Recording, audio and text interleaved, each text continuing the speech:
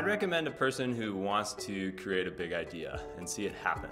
I would recommend someone who was interested in making a difference in policy and is very driven and self-sufficient. I'd say the best type of person for this fellowship is somebody who maybe doesn't have any experience in policy or politics, and maybe even somebody who is really disenchanted or cynical about the nature of our policy and politics.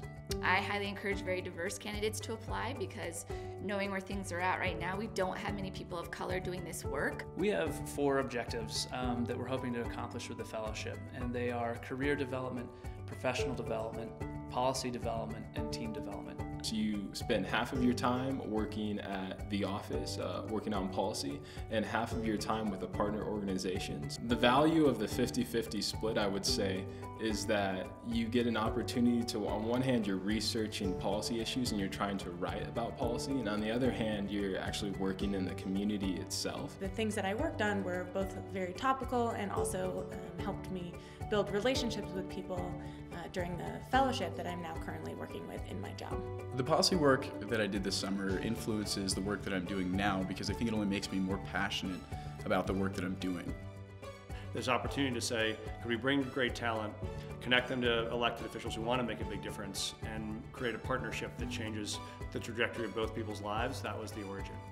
I think one of the most valuable things about this fellowship is the fact that it does create a regional talent pipeline. We have a number of fellows who come from outside of the community to work in the regions of the fellowship. The fellows end up becoming incredibly invested in the communities in which they're working.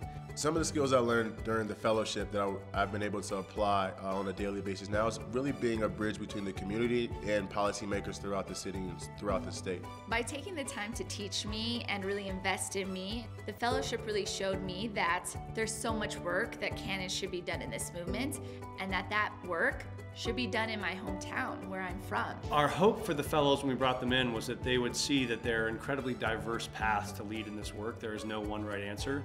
And what's been amazing is how dramatically they've demonstrated that with their own work. When you look at some of our fellows that are alums in the first couple of years, already making an amazing impact in so many diverse ways. I've created unbelievably lifelong friends, and I've also created a network where I can find both wonderful job opportunities in policy and education, but I think at the end of the day what I really love is just the quality of the people that I get to spend time with.